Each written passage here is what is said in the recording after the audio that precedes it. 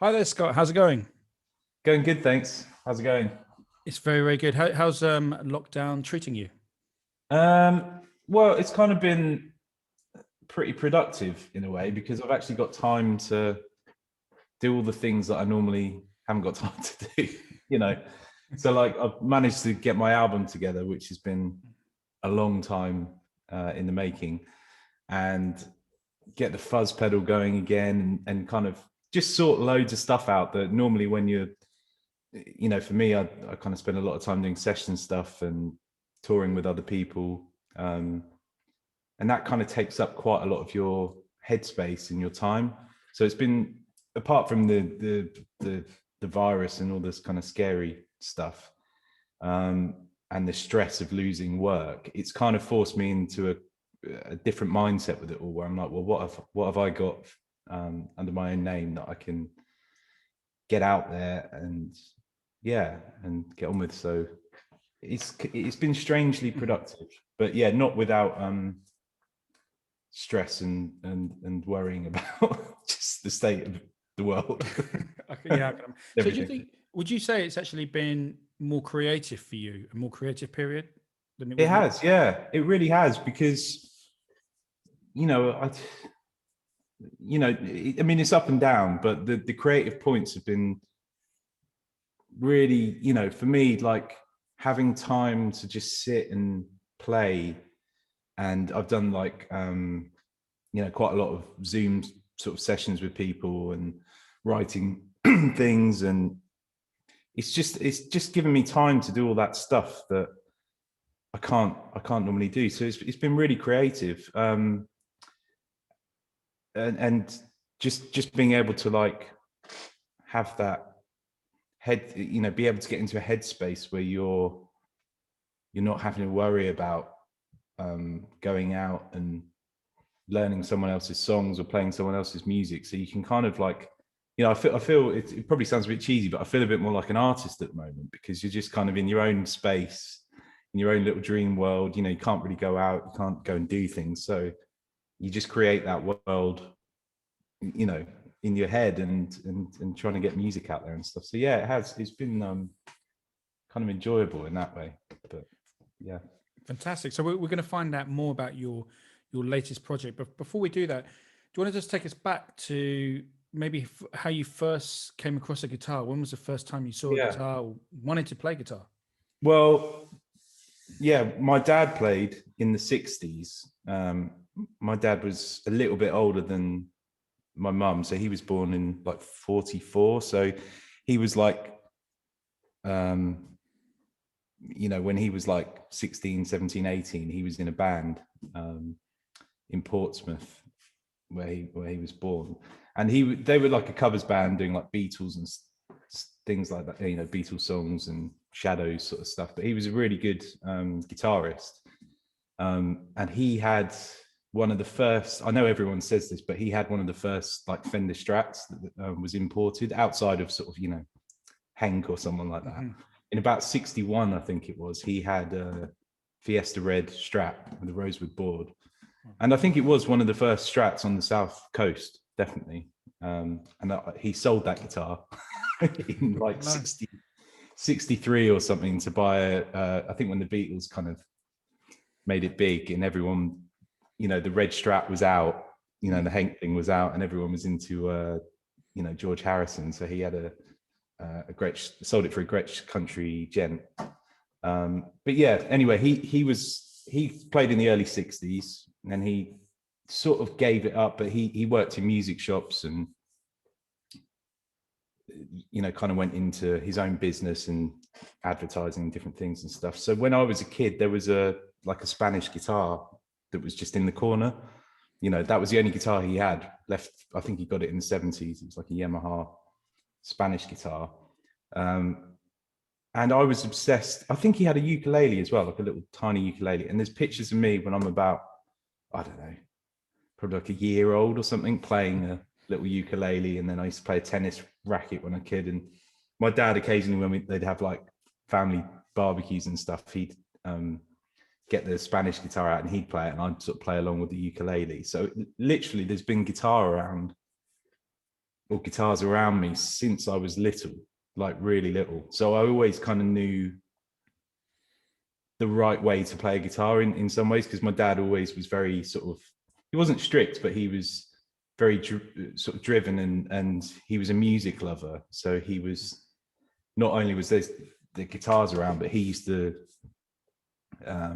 you know, that he was always buying CDs and new music, and you know, his record collection, which I've sort of still got now, vinyl record collection. You know, it's like Quincy Jones and Steely Dan and Donald Fagen, as well as all the old sort of rock and roll stuff and Stevie Wonder, and so there was always just like a lot of music around from when I was little. But my dad's kind of like a lot of kids who I think grew up in that post-war era, like my dad did.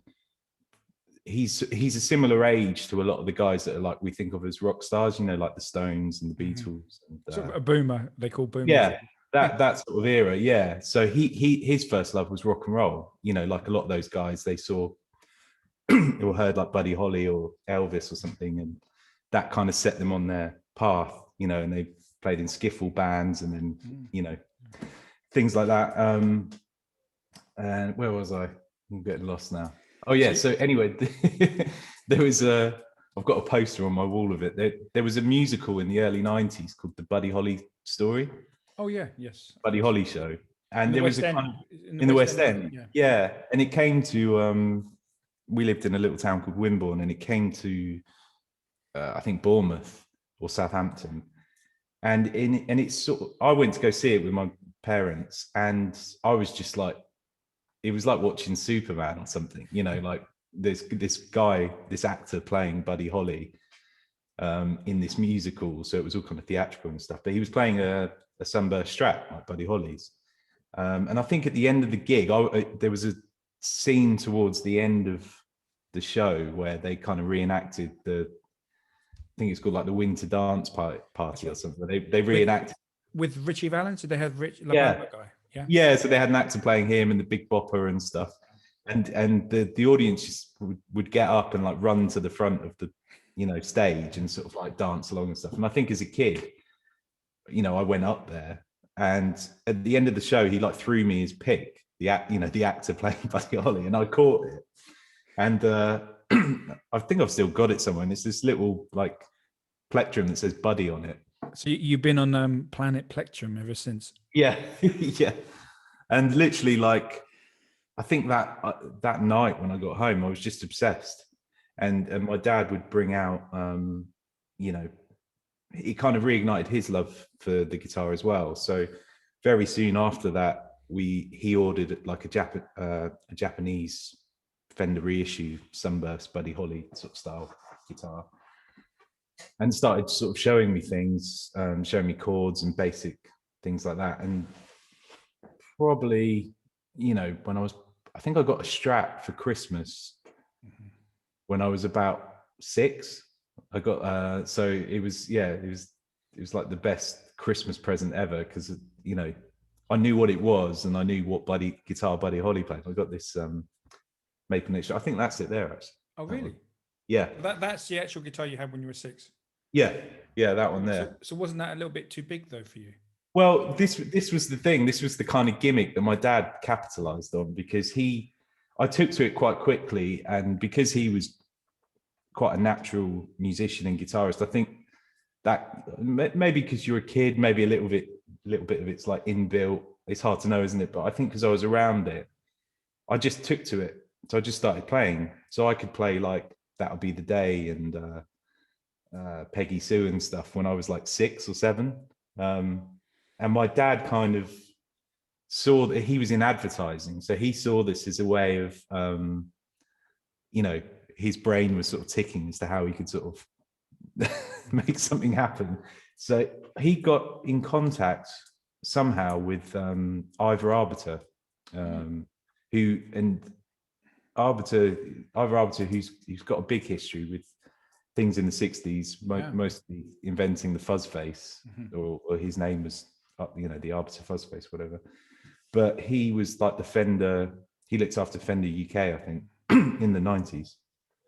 And my dad got in touch and sent him a video of me playing, and Ivor was really impressed. And they were doing this Squire package of guitars, like sort of starter kind of guitars for kids. I remember, full size Strats. And there's anyway, I ended up being on this advert when I was like 7 for Fender guitars or Squire guitars. So that was really the start. Yeah, that was the start of your professional career. Yeah. I was probably more famous then than I am now. But yeah, it was cool. And from that, there'd be lots of, I'd go and play at like trade shows, and I played with, there was like the 40th anniversary of the Fender Strat in 1994.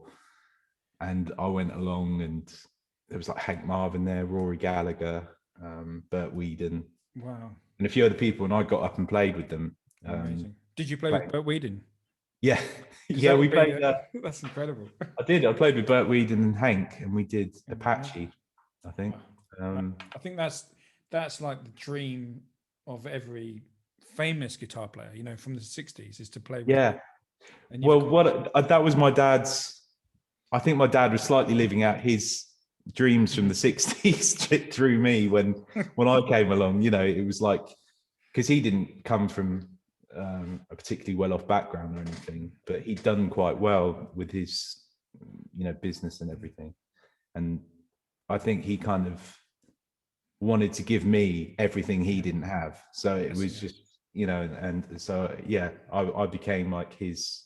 I guess you sort of see that sometimes with these kids who I mean, it never got as far as that for me, but these kids that become like child stars, where their parents kind of get them going at a very young age, when well, didn't Joe Bonamassa have a similar route, would you say? I don't really know a lot about him, but I think so. His dad was like a vintage guitar collector or something, wasn't he? And in that world, it's a similar thing.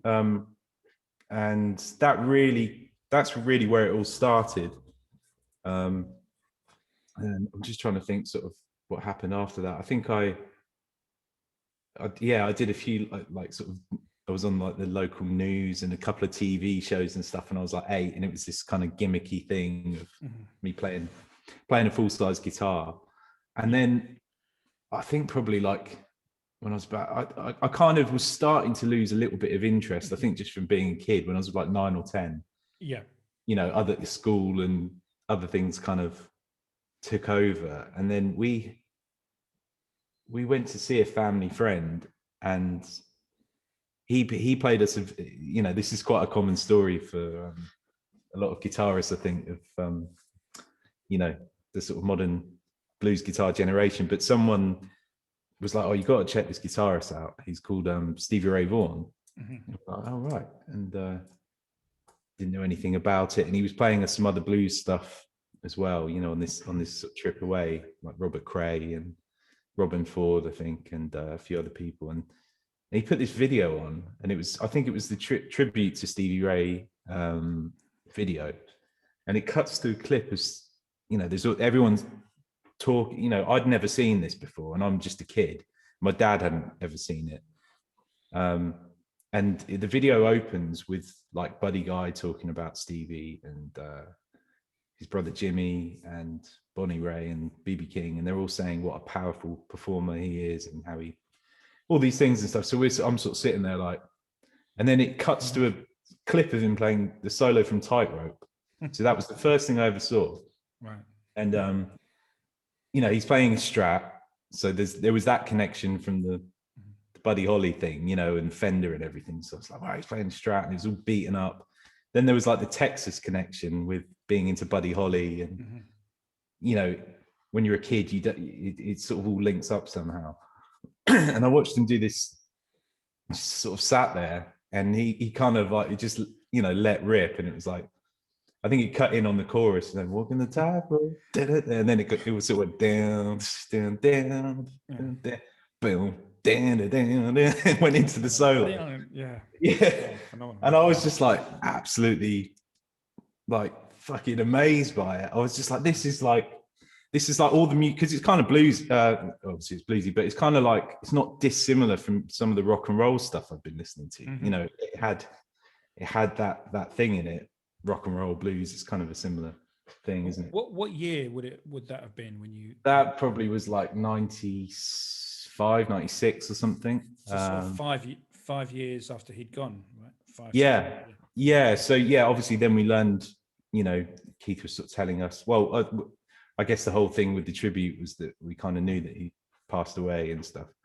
And literally the next day, I think we went, my friends live, family friends, they live near London. So we went to Denmark Street the following day. And it's like everywhere we turned, there was like Stevie Ray Vaughan stuff. Like you'd look at the guitar magazines somewhere and he'd be on the cover of all of them.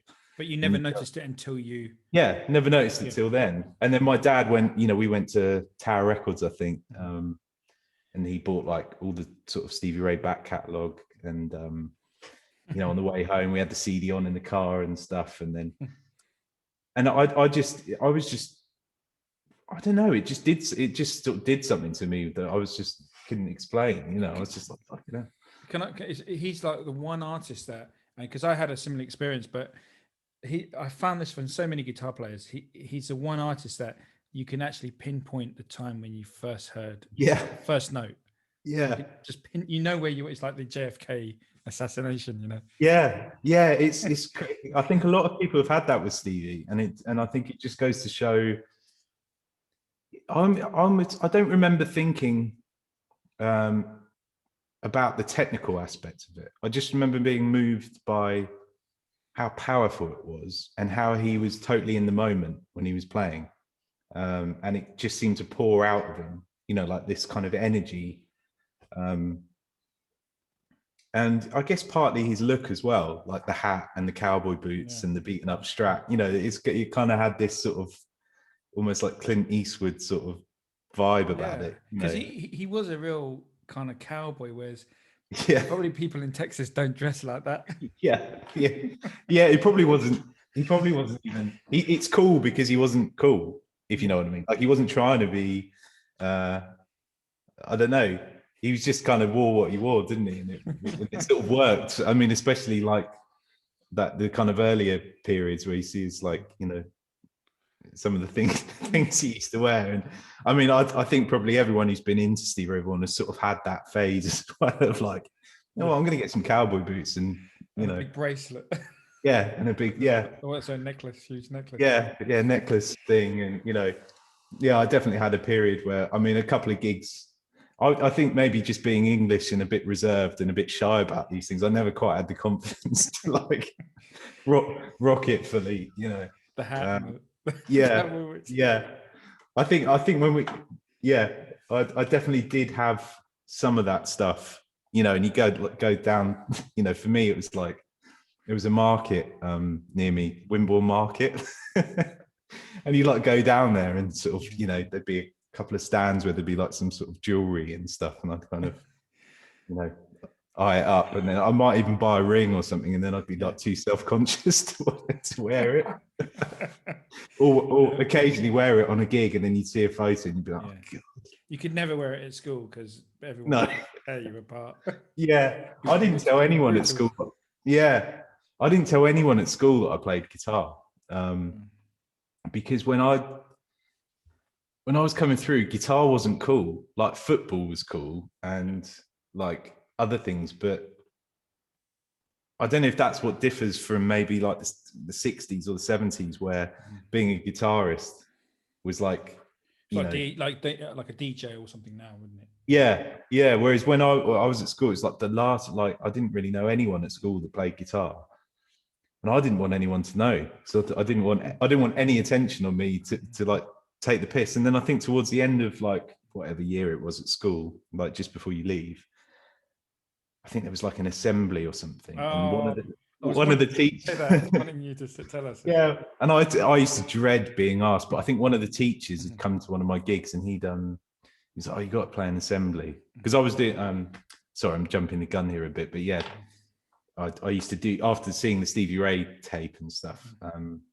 Not that long after that, I started doing gigs when I was like 12, 13. Yeah. So anyway, I was doing these gigs, and some of the teachers would come occasionally, you know, which they thought it was great. They thought I was really cool. But the kids, that I went to school with, they just would have ripped it out of me if they'd have seen me singing Pride and Joy, or something, at the local pub. But yeah, I ended up playing in assembly towards the end of when I left school, but I bet everyone went nuts. Yeah, it was actually kind of cool because by that point, guitar stuff had come back in. There was Limp Bizkit and new metal and grungy kind of stuff. So and I think maybe when kids get to 16, 17, they kind of get into that anyway. They sort of go through different periods. They become a hippie, like a 60s hippie. Yeah, or goth. Yeah. So suddenly, it was all right, and then I left and never saw anyone again. So to bring you forward a bit, because the first time we actually sort of met and I said hello to you was at, and you might not remember this, was I was doing a gig in France, and I saw you at a petrol station, and this was long time ago. That does ring a bell. Yeah, was that the Beauvais gig? Yeah, the Beauvais Blues Festival. Yeah. That's where we first met. But the actual first time I ever saw you was in. I went to this gig in, and I haven't told you this actually, but I went to a gig. I think it was can't remember the name of the venue in London, to see the North Mississippi All Stars. Oh yeah, it was either them or John Butler. It's North Mississippi. Yeah, North Mississippi. And you opened for them at the Garage. That's it, the Garage. Yeah, yeah. And just for the viewers, I saw Scott. I didn't know him then, and just this really young-looking guitar player. And I was sort of a youngish, a lot younger than now. And I thought I knew a few tricks on the guitar. And then I saw Scott, and I was just blown away. I was just like, bloody hell, man!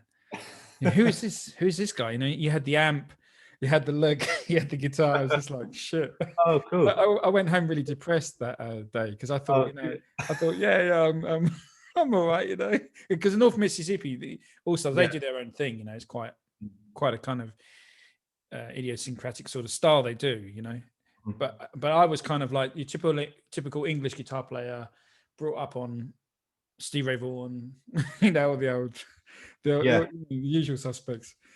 I think it's hard for anyone of our sort of generation to not have been influenced by Stevie Ray. I know people that are other guitar players that were kind of just before the Stevie Ray thing,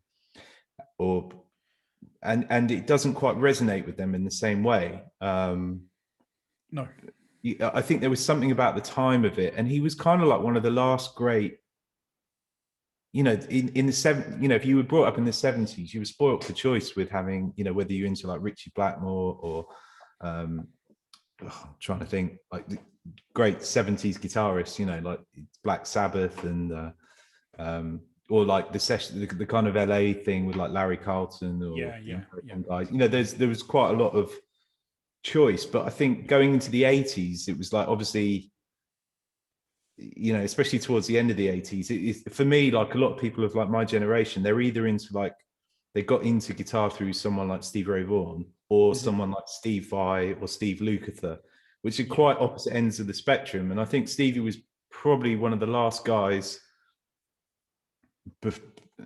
until more recently, that was a sort of a real kind of.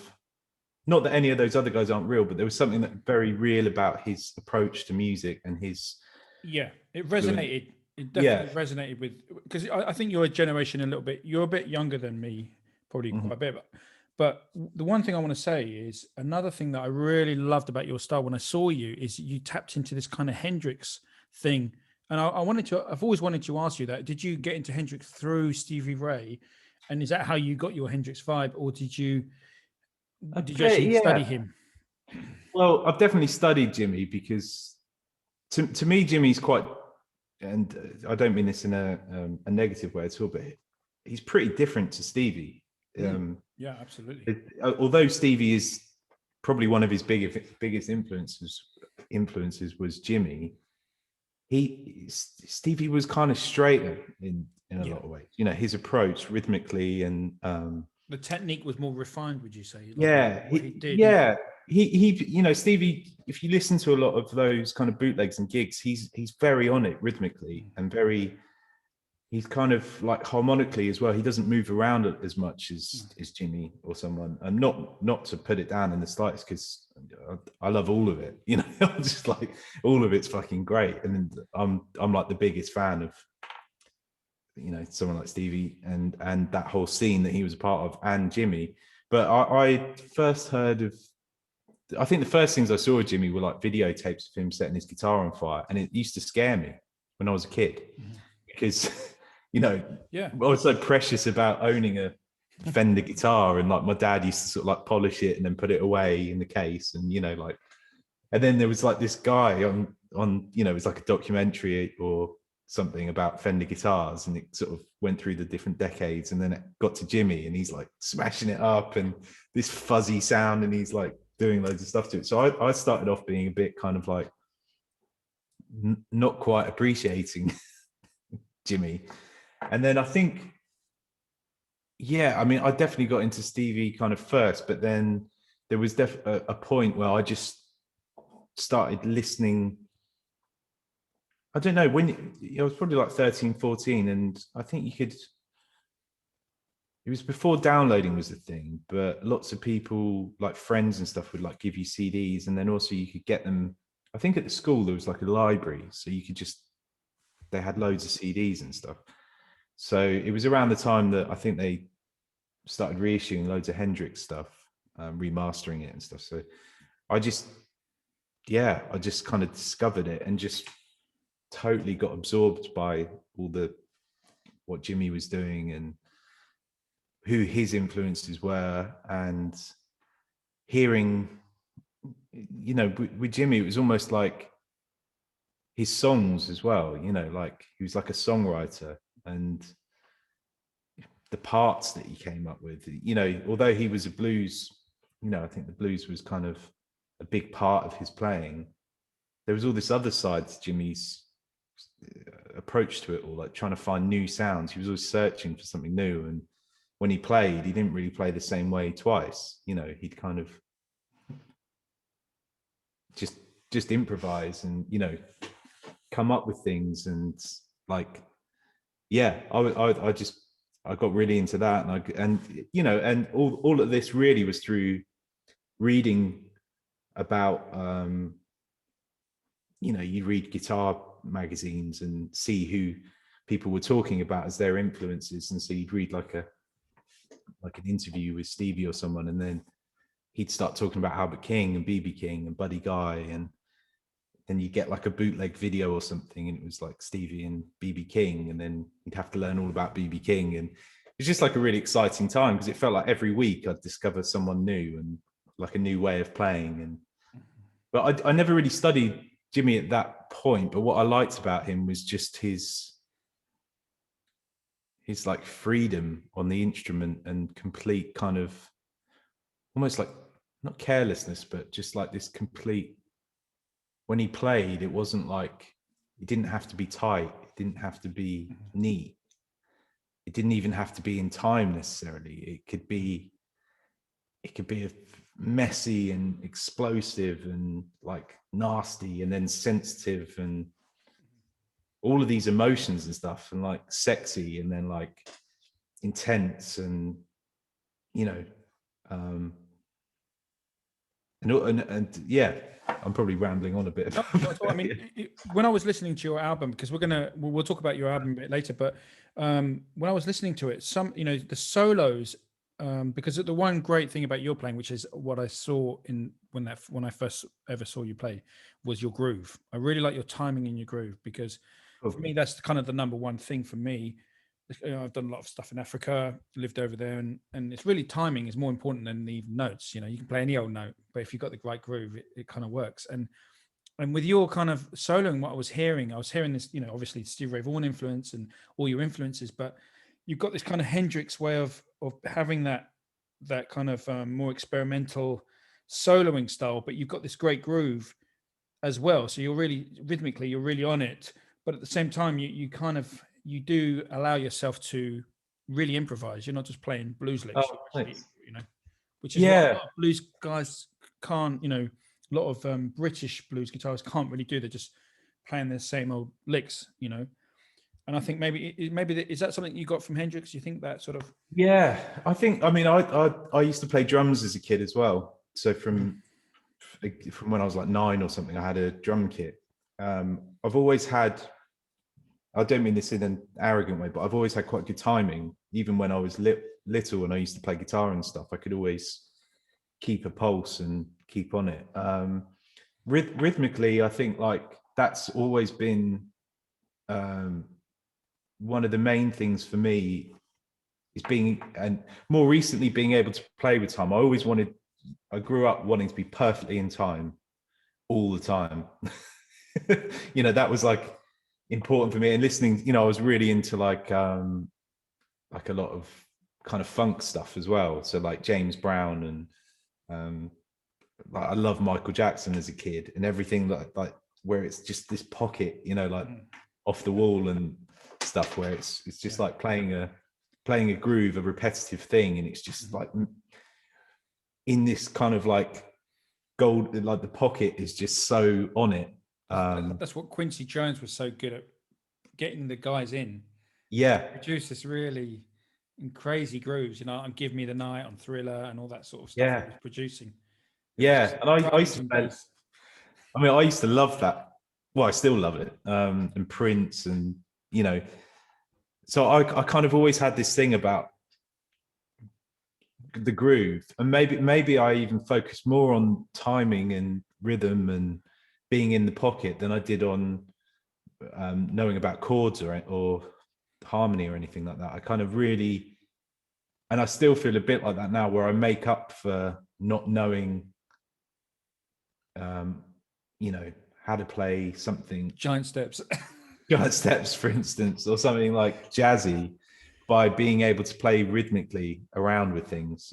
So it's kind of a bit of a get out of jail free card with more recently, with it being able to kind of sound cool and sound a bit different without sort of Stevie Wonder on the clavinet. Did he play the clavinet? Yeah. That's that groove. Yeah, that whole thing for me.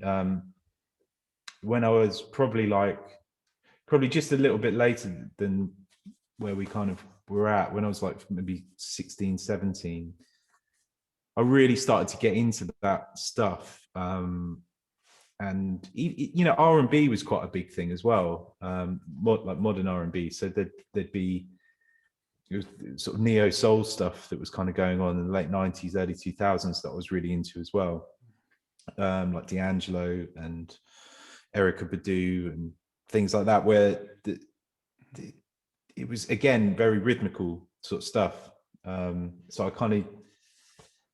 I was really into a lot of that.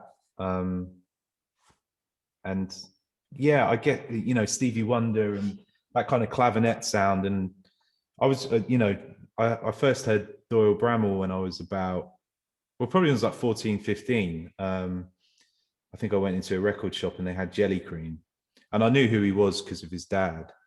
But there was that album, and Welcome came out in about 2001, I think. I got that when it came out, and there was something about the way he played that was very rhythmical, and kind of like, and I mean this in like as a compliment, kind of messy as well. Like there was a definite period for me when I was like 15, 16, when I switched between just wanting to play, maybe I was a little bit older, just rather than just play stuff really well and copy it, but put like a slant on it where you could mess around with it. So you take like a lick from someone you really liked, and then kind of like fuck around with it a bit, like move the timing around of it and make it a bit messy. So rather than hitting a note like clean, like when you hear Albert King play, it doesn't sound clean. It doesn't sound practiced and precise. It sounds raw, and it's got some like grease on it, so like, why does that sound that way? And you kind of like almost like not a mishit, but there'd be certain notes that kind of like had like little inflections on and stuff. And I became like really obsessed with like not trying to copy that, but trying to like get a bit of that vibe where you could put those little inflections in that just made it sound a bit different or a bit groovier or something. And rhythmically, a big influence was Jimmy Vaughn, Stevie's brother. because I had lots of CDs and bootlegs and stuff like that. And when I heard Jimmy play, I was like, this is kind of like the raw, because I hadn't heard the Fabulous Thunderbirds or anything like that, but I'd heard like a couple of Jimmy's solo albums. And he sort of stopped and started in the same place as Stevie. So Stevie would kind of go like, ding, ding, ding, ding, ding, ding. Jimmy Vaughn would go like, ding, ding, ding, ding, ding. But it kind of stopped and started. The phrasing was sort of the same, but just with less notes. And there was, I think I had the album Do You Get the Blues? And the first track on that is a shuffle. And it's just this really like greasy shuffle. And he's not playing much. He's kind of just playing like, ding, ding, ding, ding, ding, ding, you know, really simple, but it was so cool. And his phrasing and his timing, where he'd play with the time. So rather than playing a lick like, you know, bang on the beat sort of thing, he'd pull it back. So like, you know, like old jazz musicians or whatever would kind of like just really pull back on it, and then you catch up with yourself. So you sort of play something a bit late and you correct that by the end of the bar or something, like getting it bang on. So that was a big kind of revelation when I started discovering that you could move things around a bit. But I do think it's important to be, before you can do that, to be able to play like bang on. You know, I think you have to, in order to sound, you've got to have that internal pulse, haven't you? You've got to have an internal like metronome that's strong, I think. Whether you're a drummer or a bass player or guitarist or anything like vocalist. For me, keep burping. The number one thing really with a lot of musicians is like the feel and the timing and the groove. Because without that, it's like pointless. Like, and you can add to that. You can play, you know, the most intense like lick or fast lick or whatever, but if it's not grooving, it's kind of pointless, you know. Absolutely. And then just being into drummers as well, like that was always a big influence. Like I always loved like Questlove and Steve Jordan and because sorry to interrupt, but to come back to that first gig where I saw you at the garage, you were all young dudes, and you had this really, you know, the bass player and the drummer I think were quite young, but you all three of you were just really tight, and you just got this really funky sort of little drummer who was just playing a great solid groove, you know. It was really in the pocket. Oh, cool. And so how did that album, because was it produced by Jess Davey, was it Jesse Davey? Well, at some point I keep sort of losing track of where on the timeline, but at some point when I was about 14 or 15, you know, like I was saying, people would give you CDs and bootlegs and stuff. Someone came to a gig and they gave me a Hoax, I think it was Humdinger or something, on one of the Hoax albums. And I didn't really know about the Hoax when they were around. It wasn't until afterwards. And it was a sort of friend. They were friends with the Hoax when they were going, and they were quite close with them. So they had all these bootlegs and videos and stuff. And so they were like, "Oh, you remind us a little bit of Jess, the way you play. You know, you should check him out." And I didn't really want to know at first, because I was into like the Texas stuff. I was like, I don't want to listen to, you know, something that isn't that thing. Anyway, at some point I ended up listening to the CD, and I was like, fucking hell, this is.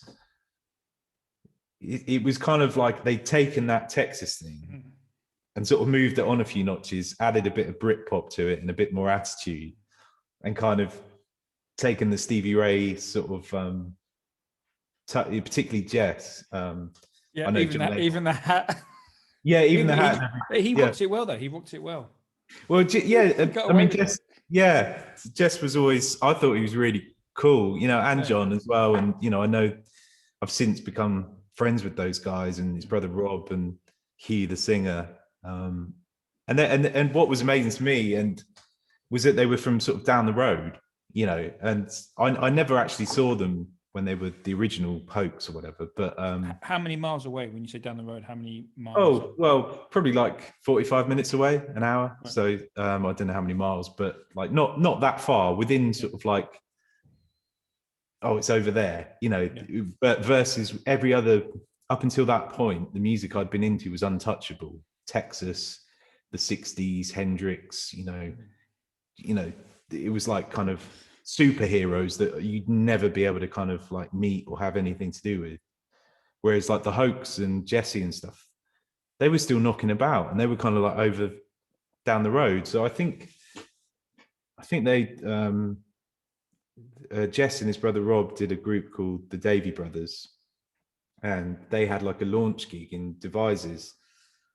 And I remember, sorry, it's really long-winded, but anyway, I went along and jammed with them, and I think Jess was kind of quite impressed, and I was sort of playing a few of his licks back to him, and we kind of became friends after that. And he was always very encouraging, and I was quite in awe of those guys, because not only had they been in the Hoax and done all that, but you know, Jesse had produced it himself or with the band, and they did like music videos, and then to get to know them, it was really cool. It was like a bit like meeting one of your heroes, you know, and seeing how he approached things. And we got chatting, and I'd ask him about amps and how to mic things up, and he'd you know, how he modded his amps and how he'd get that sound, and that was a big influence on me at that age, because I hadn't, up until that point, there wasn't really anyone that I could chat to about it, you know, other than things you'd read or things you'd kind of heard about, you know. But to actually chat to like Jesse, who I was a big fan of, and be able to talk to him about these things, you know, like what amp did you use on that song and how did you mic it up? And he's, you know, these stories about him micing it up in the bathroom or like under the stage or something, and learning about room ambience and stuff, and how he'd use, you know, a couple of amps, like maybe one sort of more compressed amp with a clean amp or something, you know, and kind of learning these things. And I used to sort of mess around with that myself, you know, and when I was sort of doing gigs all through that period, you know, with the same lineup that you saw at that gig in with North Mississippi All Stars. And so I was just constantly trying out different things, you know. So at one point I probably had about 5 amps with the Leslie. Did you have a vibe reverb on that gig? Yeah, I think I might well have done. Yeah. The vibe reverb I'm very lucky to have. My dad passed away when I was about 13. Oh, well, thank you. And it was a gift that he'd left for me. Right. So when we got into the blues and all that kind of stuff, you know, after seeing that videotape, it wasn't that long afterwards that he became ill, with cancer. And he kind of, I think because he was passionate about music, and because he knew he was ill and wasn't going to be around, he kind of spent the last 6 to 8 months of his life like kind of getting me ready to be a guitarist by buying lots of gear. Wow. So within that sort of short time frame, he bought the Strat that I still play today, which is the 62 Strat. So I got that when I was about 12, which was amazing. And sorry to interrupt you. Yeah. One question. Did your dad have the serial number or receipt when he bought his original red Stratocaster? No. No. Annoyingly not. No. I've tried contacting a lot of people from that period in that area that may know something about that red Strat. Right. As far as I know, that he never had the serial number, and it's quite hard. I've got pictures of it, but it's a red Strat, so there's no discerning sort of features on it. I mean, I don't know. It could be one that ended up with Hendrix, or could be Gary Moore's one or something. I don't know. You know. Wow, that's incredible. So just to ask you another question on that. So when did he sell it for the Gretsch? Do you know what year? 63 probably. So he only had it a couple of years. Oh yeah, so it could well have been with Hendrix. You never know. Yeah, there's that you never know. It could be. I like to think it was. Yeah. So let's cut forward to that the album you did with this trio album, which Jesse Davey produced. Yeah, so that was recorded before Jesse got involved. I did some recording in my mum's front room, and I used to have like a little laptop and sound card and stuff. And the guys that I was playing with, Ben and Jeff, came down, and I'd already written some of those songs, but we basically just played them through live like a couple of times, and sort of sat on the files. Had we recorded maybe like 8 or 9 tracks, and I sort of had them sitting on a hard drive for quite a while, like not knowing what to do with them. Meanwhile, my sort of friendship with Jess was kind of growing, and he was like, oh, why don't we do an album, and I'll produce it and mix it, and and all that. So yeah, he basically took those files, mixed it, gave it his treatment, which sort of made everything sound really big. And being such a fan of that thing, I was loving it, and we added some other stuff and recorded a couple more tracks. But yeah, just did a great job with sort of turning a kind of bedroom or really lo-fi recording into an album. What was that called? That album? It was called Can't Take No More. Can't Take No More. And I would suggest everyone to check this album out, because it's really killer. I remember, I think I had it at the time. I was like really blown away with the production, but the songs as well. Great songs and great groove. Oh, and cool, man. Playing, everything was, and singing as well. Yeah, I kind of really talked about your singing. We don't have to. No, I thought it was really good. It's really, really, you sing in tune, good time, good rhythm. Singing in tune's that's a big one. I used to sing when I was a kid. There's videos of it which I hope never see the light of day. But being like 12 and singing like blues covers, I used to sing like when I was like a kid, and like when when you're like a teenager and you're between that stage where your voice breaks but it hasn't quite broken. So there's like some recordings on like like my voice is just totally like the Louis Armstrong. It's a wonderful world. Yeah, literally used to sing like that. And I think luckily I'd just grown out of that by the time we did Can't Take No More. But yeah, I haven't sung in a little while, but I should do. So what happened after that? Because I was really thinking, seeing you, it's a big impression. I thought, wow, that I'm sure you and I was reading about you in guitar magazines, and you were quite the gentleman around the music scene, especially the blues sort of scene. Oh, cool. And so where did your career sort of go after that? So around that time, a manager called Paul Crockford, who's Mark Knopfler's manager, got in touch. He'd heard some of my music, and so I was signed to him. And he kind of helps. Well, he helped in loads of ways, but helped raise my profile. And he was able to get some pretty big gigs opening for people. So people like North Mississippi All Stars. We opened for Buddy Guy. We a little bit later than that, but at Hyde Park. I think Clapton did a thing there called Hard Rock Calling, and we were on the opening bill for that. And so yeah, I got signed with Paul. Not Trouble, Can't Take No More, the first album, got picked up by a label called Pro Vogue, so it came out with them. And yeah, looking back on it, it was actually quite a cool time. It didn't feel like that at the time because I wasn't making any money, and it just seemed like I was just starting out. So I was sort of desperate to be more than I wanted to do. Sort of like I had all these ideas of things I wanted to do, but looking back on it, it was actually quite a cool period because I was only like 18, 19 or something, and had an album out, and it was on a record label, and we were doing lots of gigs in Europe, gigs with Joe Bonamassa, and yeah, it was great, really. And so that kind of like opened the door for a few things, and then I can't remember after that. I guess I did another album. It was very much, the first album was sort of very much in the sort of blues rock you know, slightly like the Hoax kind of vibe. You know, it was kind of like the next chapter.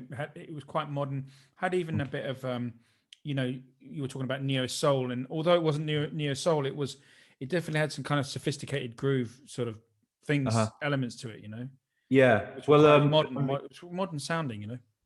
yeah. Well, I think Ben the drummer and Jeff the bass player at the time, they were into all of that sort of stuff. You know, so whether it was like Rage Against the Machine or Pearl Jam or like, I'm trying to think of some other stuff that was kind of those guys, like Audio Slave, for example. There was kind of Great like band. Great band. yeah, there was some of that sort of like, even though it was blues music, there was sort of like we wanted to kind of get some of that stuff in there as well. Yeah. So it definitely had a bit, yeah, like the drums and stuff are kind of funkier than rather than rocky, if you know what I mean. They're kind of more in that vein. So it kind of, looking back on it, it kind of gave it a bit of a cool twist rather than just being like a straight blues album full of, you know, traditional blues So how did you get, because I guess from there the next time I think I saw your name around was you know, playing for Tom Jones. Right. So Yeah. how did kind of your career go from that to playing like Yeah. most famous singers ever? Well, it was a bit of a long old journey. So I moved up to London in I think about 2009, and I actually lived at my manager's office. Paul Crockford had a place in Ladbroke Grove near Notting Hill, and he was very cool and let me stay there. So I was there for about a year or so, and I had another album came out called Trouble, which was basically in the time of me doing Can't Take No More and To Trouble. John Mayer had kind of made it big, you know. So John Mayer was kind of like the new, I guess you could probably say, like the kind of next generation's like guitar hero. You know, he definitely. And he came out with Continuum and the Trio album, and that was quite an influence in a way, because it was like someone playing like Stevie Ray bluesy kind of stuff over like pop songs or songs that had choruses that were really well written songs with cool production, and so I was quite into that at that point. And basically I think Trouble was me I thought, well, if it works for him, maybe I should do that. So I went down this route of like trying to be a bit kind of like American pop, R&B stuff. And I struggle personally to listen to that album now, because it sounds like it's not really me being genuine, but I do get quite a few messages of people who really like that album. So I don't want to slag it off, and there's some good stuff on there. And I got to know, I recorded the album at a studio called Room with a View Studios, which is in Ringwood near Southampton. And the guy there, Steve, who's a lovely guy, and it's a great studio, so I'll give it a shout out. He was good friends with Robbie McIntosh, who Great guitar player. Who's an amazing guitarist, and he's from the Pretenders. The Pretenders, he played in McCartney's band for many years. He played with John Mayer. He was in John Mayer's band at the time of me doing that stuff. Wow. And sort of through Steve and through some, you know, other connections, I think, like me and Robbie, I basically asked it. I got his number and I was like, you know, would you be up for coming playing on my album? So he came down, and I think that was the first time I kind of met him, really. And we did a cover of one of his songs, a song called Scarecrow, which is on an album. I've seen. Did you do a video of it as well?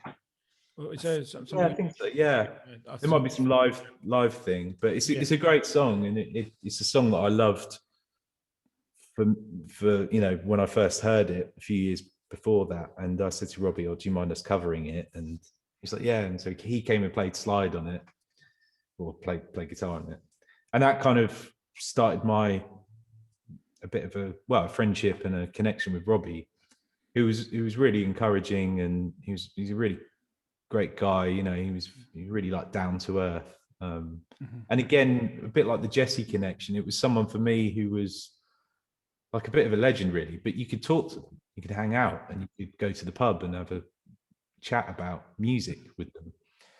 An So I moved to London. amazing slide guitar player, isn't he? He's just Oh, amazing! Yeah, I love his slide playing.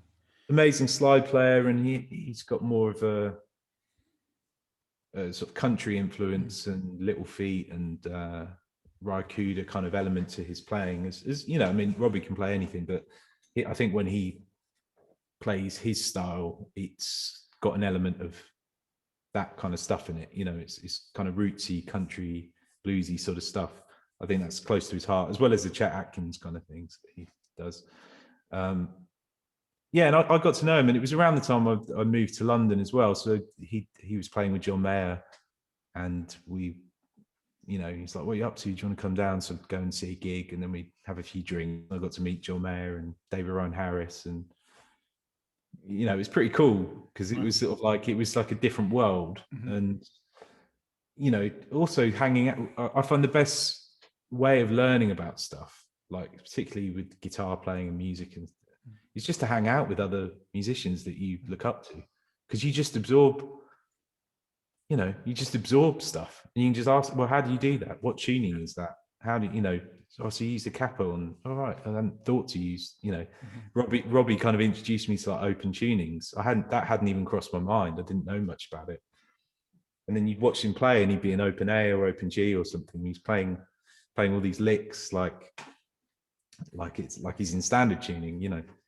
But yeah, we got chatting to him, and became friends with him, and kind of at the same time I was getting a bit fed up of,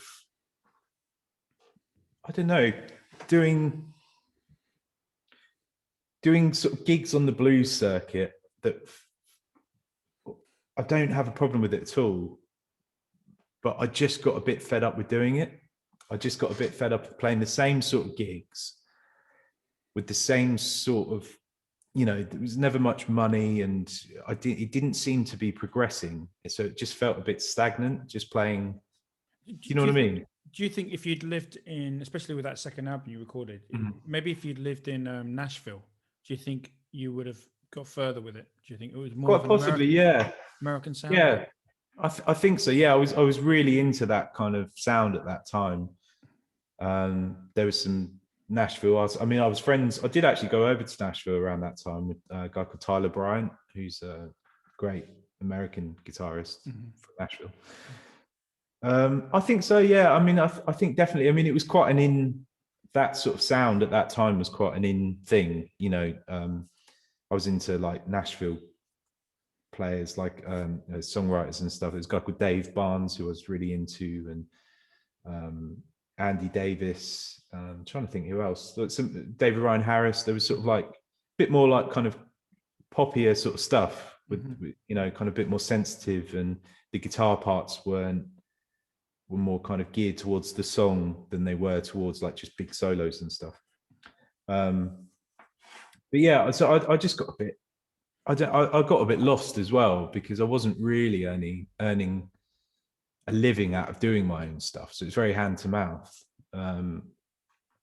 And I just started hanging out with people in London and other musicians, and with Robbie as a kind of influence over that. And I'd sort of see Robbie in his career, and I was sort of thinking, well, I'd like to be a guitarist. I'm not sort of geared towards trying to be a pop star. I don't have John Mayer's, or someone like John Mayer's, ability as a songwriter. I'm not that kind of person. I'm, you know, so I just sort of thought, I just want to focus on guitar for a while and learn the craft a bit more as well. You know, like do lots of gigs and play backup guitar for people and different styles of music. You know, I was into lots of different things. So I ended up getting called to do, oh, can you play guitar for this singer-songwriter or something? Or can you play guitar for this band or whatever? And then ended up doing sort of pop sessions and you know, stuff in the studio with sort of singer-songwriters, and that kind of sort of changed my outlook a bit. I was a bit like, well, fuck doing, you know, some, without being rude, but some like slightly shit blues gig in a village hall for like for like 20 quid. I was like, I'd rather be playing good music with good musicians, whatever context that is. So I started doing more session stuff, and I really liked it because I felt like I was learning. You know, I hadn't had that experience of playing with lots of people. You know, Robbie's played with everyone. A lot of those, you know, Hendrix, before he was famous, he did loads of stuff, like session stuff for people, you know.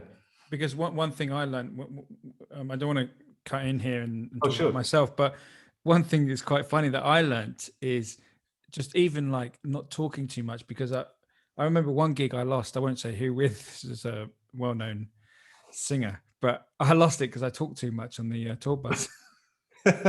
Oh, cool. Just learning that, you know, just like you got to be cool to hang around with, you know. Yeah, I definitely wasn't cool. I did a gig with, I had this sort of radio promo tour with this pop singer.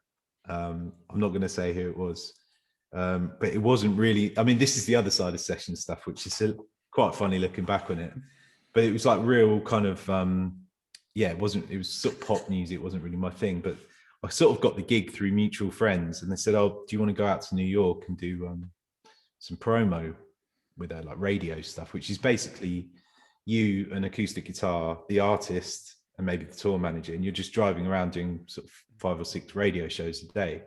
So that's great if it's the music that you're into and you get on well with the artist and stuff. But I hadn't met them before, and they were like sort of, I don't know, like it wasn't that compatible, and I was just like this kind of slightly gimpy guy, like, all right.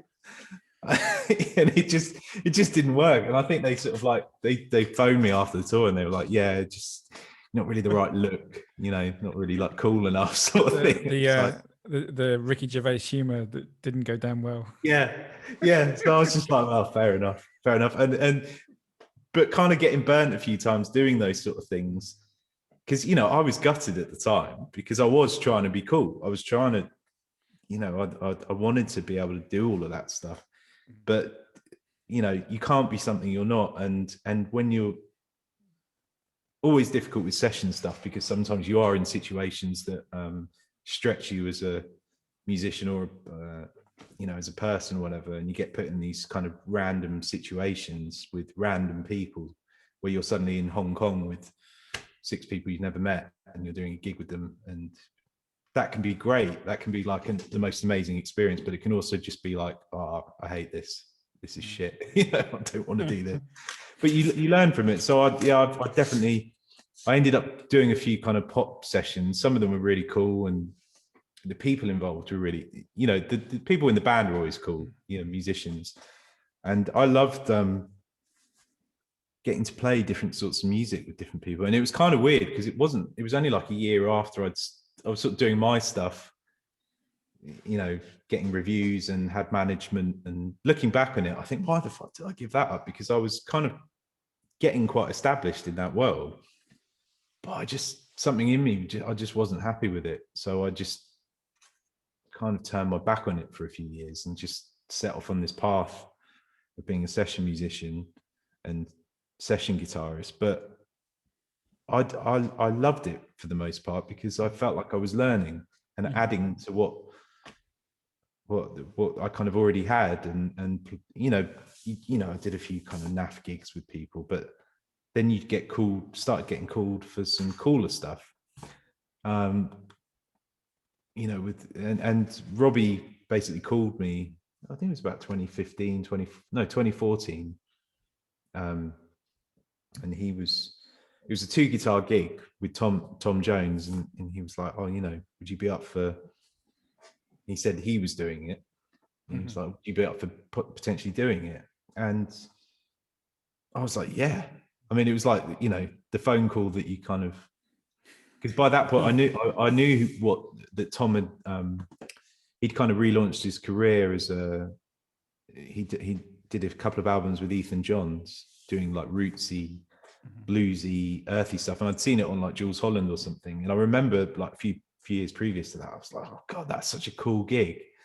And it was Jeremy Stacey on drums and Ethan playing guitar, and they did this old John Lee Hooker song called Burning Hell, and it was just really raw, and like Tom's like singing the shit out of it and stuff. And I remember a few years before that thinking that's the sort of gig that I want to be involved with, where you're, you know, like we all dream of like the kind of gigs playing with like Clapton or Roger Waters or you know, really cool guitar gigs. And when I saw Tom doing that stuff, I was like, yeah, I'd like love to be involved in that. And I don't know, maybe subconsciously you move around in ways where you kind of attract those things that you want to be a part of. You know, you just sort of maybe, you know, it's you start to notice these things, so you sort of, I don't know, it sounds a bit hippie-ish, but maybe somehow that has an effect on whether or not you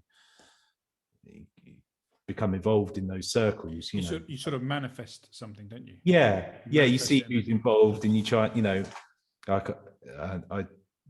Jeremy and his brother Paul would be playing at the 606 or something with Pino Palladino and Jason Rebello, and just go down, you know, and no one would talk to me because they were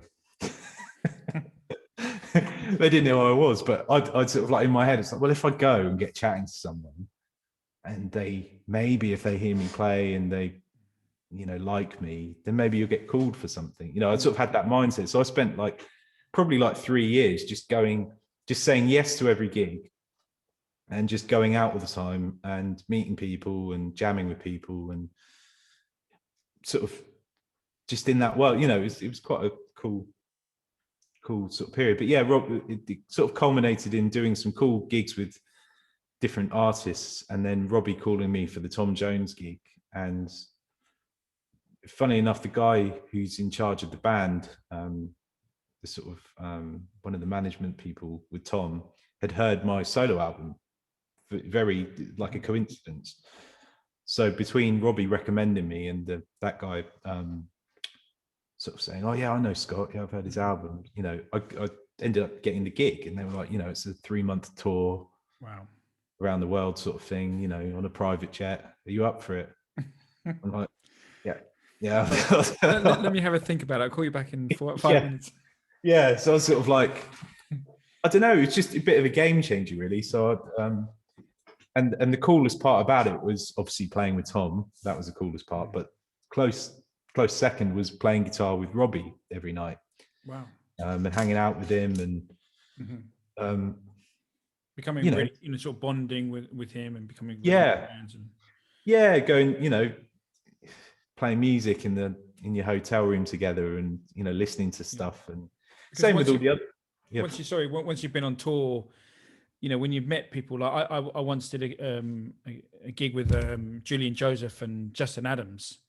We were in Africa and Senegal, and I've kept in touch with them, you know, 15 years later. Cool. And because you're in that situation, you're in that hotel, eating breakfast every day. There's something about that tour, isn't there? It's an intense bubble once you're on tour with people. But it was just great. I mean, you know, being able to kind of also just see how someone like Robbie, how they approached the gig, how they learnt the songs, how they wrote out maybe a chord chart or something, or how they were, how they got their sound, or how they approach different things with different tunings and different guitars. And, you know, it's kind of like the perfect opportunity just to learn some stuff, really, from someone who I looked up to.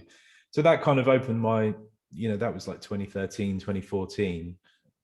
And that's kind of how I got into that world, was sort of through Robbie. And I think before that I did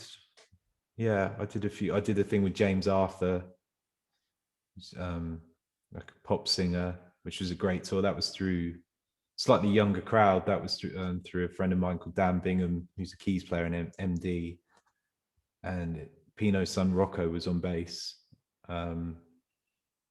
And that was a cool experience. That was quite a long tour, and one of my first experiences of like being on the road for like 3 months, you know, living on the tour bus and stuff. So there was this sort of period that after moving to London in 2009 and doing lots of different things, from sort of 2013 onwards, I kind of got more into like touring and doing gigs with cool artists and people like that. And each time something comes up, or came up, obviously haven't done much for the last year in terms of touring and stuff, but it just always felt like it was like the next sort of run on the ladder. Like you kind of do your apprenticeship with this thing, and then you get a gig that's just a little bit maybe a bit more cooler than the last one you did, and then you'd learn from that and meet some more people. And yeah, but definitely Robbie was a big influence in that mindset of being a guitarist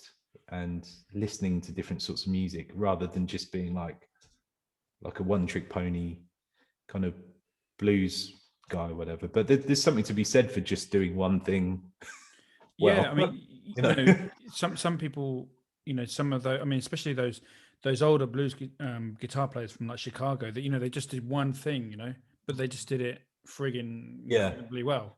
Well, they also invented that one thing. Exactly, yeah. They also, like, no one had played guitar like Albert King before Albert King. Yeah. So, well, I mean... Even Chuck Berry, you know, did, you know, he just had that one rock and roll riff, didn't he? Really? Yeah. Well, a few. But I bet if you chatted to those guys, I bet there were influences on them that, you know, there must have been loads of guitar players that they would have heard that we've never heard of, that were just like the local guys that they grew up around. You know, I'm sure for Chuck Berry, like T-Bone Walker, or like, I don't know, Charlie Christian, or like, they would have been influences on Chuck. You know, I mean, T-Bone Walker in particular, you know, the guitar and the sort of moves and the behind the head or whatever, behind the back, you know. Well, there's one, Scott. There's one really funny interview that you should check out. It's Wes Montgomery. I think it's his only interview. And they asked Wes Montgomery, you know, who's the main guitarist that you like at the moment? And he's sort of thinking for ages. And he said, "Oh, there's this one guy in Canada, in Montreal or somewhere, that's really, really amazing." And so, and he says his name. So, and it's not this is on YouTube, yeah. So then I of course I do the first thing, Google this guy's name, and there's this one recording or one or two recordings of this guy in Toronto who Wes Montgomery has said is his favorite guitarist. And me and everyone else has commented, is this a guy that Wes Montgomery had? And this guy has never had a career. He was just a local guy, and he never went anywhere. Well, I think there's so much of that. I mean, there's people I know, you know, that there's a guy called Tim Payne who worked in a music shop in Southampton called M&M Music, and I used to go there with my dad when I was a kid. And, you know, he just sort of tell my dad, he'd just give us music recommendations, and, you know, oh, this is how you play this, you know, this is this chord, or here's this little lick or this run. Just little things, like he probably didn't even think about it at the time, just kind of throwaway stuff, you know, when you're in the guitar shop. And he was a great guitarist, and things like that have an influence on you, that, you know. And like I said, there's no better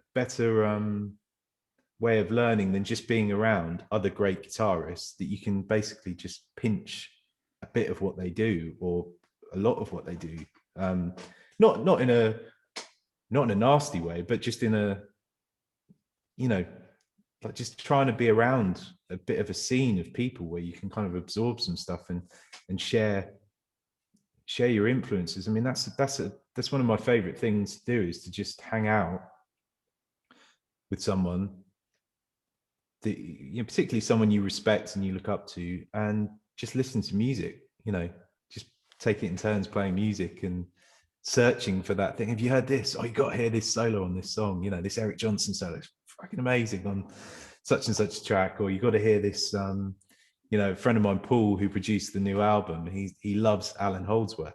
I mean, he's like a big Alan Holdsworth fan, and he'll play me something. And at first I'm not, you know, something like that might go over my head, but then you just listen and it moves you, and it's a totally different thing to, you know, to kind of blues music or whatever. But I think it's really important to have those influences and to appreciate other music, and you only get that really by talking to people and hanging out with people and sharing stuff. You know, you don't get it if you're a closed book, if you're part of the problem I had with doing the blues scene and stuff was that you could get quite a bit of success quite quickly, only in the blues world, but never be exposed to any other kind of musicians or it's very isolated. It's a double-edged sword, isn't it? Yeah. So I've always enjoyed that side of it, and playing music that is not. One of the gigs I did when I was in London, living in London, was with London Community Gospel Choir, and they do lots and lots of stuff for big artists, you know, big choir, and being part of that was amazing because it was like, although it was gospel music and more modern gospel music, it's really closely related to like blues and soul and R&B. So all of that stuff that I grew up being into, you could apply that to that music, and it worked. You know, it was kind of coming from the same place. But just doing gigs with people and being out of your comfort zone as well, you know,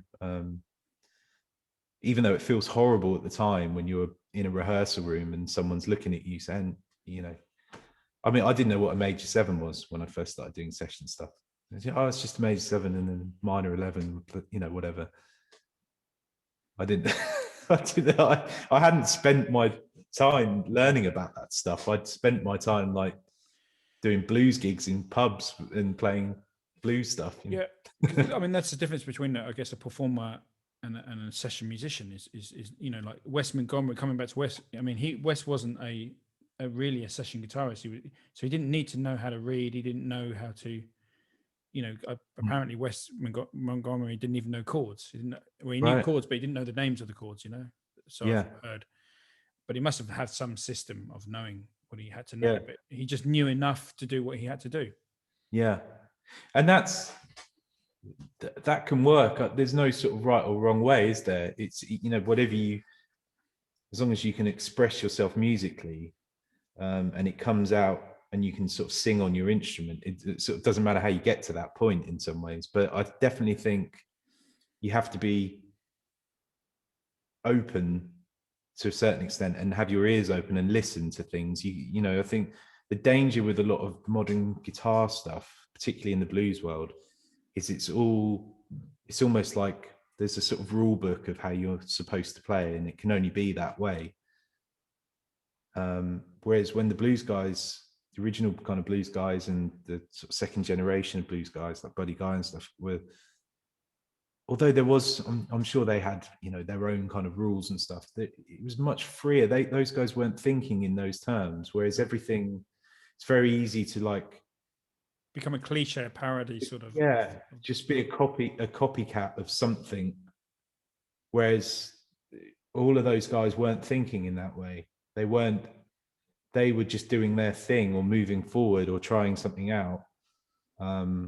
They weren't looking back and copying a previous thing and always trying to make it sound like that previous thing. They were playing and, you know, it's like a lot of those blues guys in the 70s, like they went funky, you know, like when funk became, you know, you hear like Albert King's records in like the mid to late 70s, and they're almost like disco funk records a little bit, you know, or like Johnny Guitar Watson or something, you know. Guitar Watson. Yeah, brilliant. Yeah. So they were always kind of, I think I get that impression they were sort of always kind of moving a bit with the. Yeah, they weren't chained to a label. They weren't like, okay, I can only play blues until I die. Yeah. Yeah. Or like the Electric Mud album, you know, Muddy Waters thing, where it's, I mean, I do. Yeah. It's an interesting thing, but I think definitely like trying to be open musically can only help. Whether or not you can be or not is a different thing, but at least trying to appreciate stuff. Yeah. And so Scott, let's move now to your latest projects. First of all, the new album. So how did that come about? So this came about, I mentioned Paul Stacey earlier, who's a great guitarist and producer. I got to know him probably in about 2016, but he's actually, him and his brother Jeremy, they're twins. They're actually from Bournemouth, where I'm from. Oh. So I'd quite often hear tales about them, and you know, you'd always hear their names, and they used to be like sort of like like a, you know, jams once a year, and they turn up, and they're real hardcore jazzers as well. And I'd see them at the 606, and you know, we got chatting, me and Paul, and we sort of became friends. And I used to go around to his studio when he was still in Clapham, and you go around to his place, and you never seen anything like it. Like, just guitars. I mean, it's probably like 100 guitar amps, probably like 100 guitars, loads of outboard gear, thousands of pedals, like kind of crap everywhere, kind of smelled pretty bad. Like it's just this like cave, and Paul was like living in amongst it, like a like just living there amongst all this guitar and all this guitar stuff and this gear. And you go around there, and I didn't really know what to expect. You know, you kind of until you know someone, you don't really know what it's going to be like. And I was there, and I couldn't believe that someone could be that into music. I thought I was a fan of music, but he was just like playing me every kind of genre of music, every kind of riff, from the Beatles to the Stones to like Alan Holdsworth to like Larry Carlton. I was there. We were up to about 7 a.m. playing music, and I was just overwhelmed. And you know, he'd start talking about Jimmy Page or something, and he'd go, "Oh, I've got that whatever, you know, whatever amp it was, Hiwatt or something." And Pete Townsend, and then he'd bring out this guitar, and he's like, "Oh, the same SG that, you know, Townsend used to have or something," and Larry Carlton used to have this, you know, and he had all this stuff. And it was just really inspiring to be around someone like that who was that passionate about music. And then when his brother Jeremy turned up, it was like, there's 2 of them. Fucking hell, there's 2. Are they identical twins? Yeah. Well, they used to be, yeah.